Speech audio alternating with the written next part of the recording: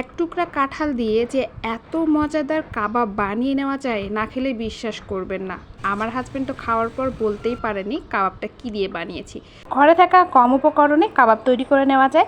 কাবাব তৈরিতে একটা ছোট কাঁঠালের 4 ভাগের 1 ভাগ নিয়েছি, আর এইটা মাছ দিয়ে কেটে নিব। তবে কাঁঠাল কাটার আগে হাতে তেল মেখে নেবেন। গাছ থেকে কাটার পর যদি আপনারা মুখের অংশটা কেটে রাখেন, দীর্ঘ সময় রাখার ফলে সব আটা বের হয়ে যাবে। পরবর্তীতে কাটার সময় কোনো আটা থাকবে না। আর এইদিকে ধারালো অংশগুলো কাঁঠাল থেকে ছাড়িয়ে নিচ্ছি। আর কাঁঠাল কাটার সময় একটু সাবধানে কাটবেন, দেখবেন যে হাত কাটা যাওয়ার ভয় থাকে। কাঁঠালের উপরের অংশগুলো একটু পুর করে কেটে নিতে হবে, আর শক্ত অংশগুলো বাদ দিয়ে দিচ্ছি। আর কাঁঠালের মাঝের যে অংশটা রয়েছে সেইটাও বাদ দিতে হবে। আপনারা চাইলে কাঁঠাল বটির সাহায্যে কেটে নিতে পারেন, তবে বটির সাহায্যে কেটে নিলে খুব সহজেই কাঁঠাল কেটে নেওয়া যায়। তবে আমি ছুরির সাহায্যেই দেখালাম, আপনারা এই কাজটা বটি করে নেবেন। আর এরপর ছোট ছোট পিস করে নিতে হবে। কাবাব তৈরি করব, এই জন্য ছোট ছোট করে পিস করতেছি। কাঁঠালগুলো কাটার পর পানিতে রাখতে হবে, না হলে কালো হয়ে যাবে। আর এগুলো উঠিয়ে আমি ধুয়ে নিব। চুলায় হাঁড়ি বসিয়ে দিয়েছি, ধুয়ে রাখা কাঁঠালগুলো দিয়ে দিলাম, আর দিয়ে দিব 1 টুকরা মুরগির বুকের মাংস। আর এখানে হলুদ দিয়ে দিতে হবে, 1/2 চামচ হলুদ দিয়ে সেদ্ধ করে নিতে হবে। কাঁঠালগুলো সেদ্ধ হতে খুব বেশি সময় লাগে না, কচি কাঁঠাল খুব তাড়াতাড়ি সেদ্ধ হয়ে যায়।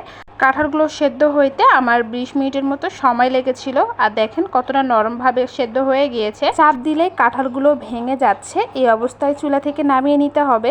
কাঁঠাল আর মুরগির মাংস সেদ্ধ হয়ে গিয়েছে, চুলা থেকে নামিয়ে নিব। একটা ব্লেন্ডার জারে আমি সেদ্ধ করা কাঁঠাল আর মুরগির মাংস দিয়ে দিলাম। এখন ব্লেন্ড করে নিব। আপনারা চাইলে পাটায় বেটেও করে নিতে পারেন। আমার হাতে সময় কম ছিল, এই জন্য ব্লেন্ডারে ব্লেন্ড করে নিয়েছি। একটা প্লেটে ব্লেন্ড করা কাঁঠালগুলো দিয়ে দিলাম।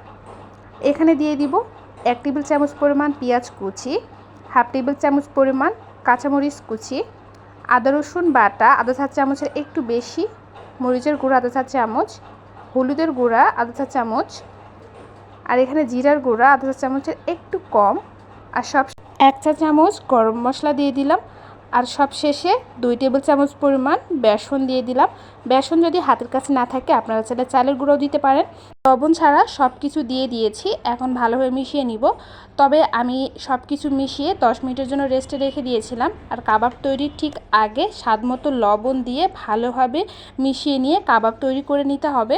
লবণ দিয়ে যদি রেস্টে রেখে দিতাম অনেকটাই পানি চলে আসতো, এই জন্য কাবাব তৈরির ঠিক আগ মুহূর্তে আমি লবণটা অ্যাড করেছি। আপনারা চাইলে আগেই লবণটা ব্যবহার করতে পারেন। আর মিশিয়ে নেওয়ার শেষে কাবাব বানিয়ে নিতে হবে। আপনারা চাইলে হাতে তেল মাখিয়েও কাবাব বানিয়ে নিতে পারেন, তবে এই মিশ্রণটা এতটাই সফট হয়েছিল যে হাতে তেল মাখিয়ে নেওয়ার কোনো প্রয়োজন হয়নি। একটা কাবাব বানানো হয়ে গিয়েছে, এভাবে আমি সবগুলো কাবাব বানিয়ে নিব। আর আপনারা চাইলে এর থেকে বড় ছোট শেপ দিয়েও কাবাব তৈরি করে নিতে পারেন। আর এখানে সবগুলো কাবাব বানিয়ে নেওয়া হয়ে গিয়েছে, এখন ভেজে নিব। চুলায় একটা লোহার কড়াই বসিয়ে দিয়েছি, আর এখানে তেল গরম হয়ে আসলে এক এক করে সব কাবাব দিয়ে দিব। কাবাব ভাজার সময় তেলটা আগে গরম করে নেবেন, এরপর কাবাবগুলো দিয়ে দিবেন। তাহলে দেখবেন যে কাবাবগুলো ভাজার সময় ভেঙে যাবে না। কাবাব ভাজার সময় চুলার আঁচটা কমিয়ে ভেজে নিতে হবে। আর আমি চুলার আঁচটা মিডিয়ামে রেখেছিলাম। আর উল্টিয়ে পাল্টিয়ে কাবাবটা সুন্দর কালার আসা পর্যন্ত অপেক্ষা করতে হবে। আর এইদিকে কাবাবগুলো অনেক সুন্দর কালার চলে আসছে আর ভাজাও হয়ে গিয়েছে, এখন উঠিয়ে নিতে হবে। আর এই কাবাবটা এতটাই সুন্দর হয়েছে, আপনারা দেখে বুঝতে পারবেন কতটা সুন্দরভাবে ভাজা হয়ে গিয়েছে। কাবাবগুলো খেতে এতটাই মজা ছিল যে আপনারা খেলে বিশ্বাসই করবেন না যে কাঁঠাল দিয়ে বানিয়েছি। আশা করছি আপনাদের এই কাবাবের রেসিপিটা অনেক ভালো লেগেছে। আর ভিডিও ভালো লাগলে এভাবেই সাপোর্ট দিয়ে পাশে থাকবেন। ধন্যবাদ সবাইকে।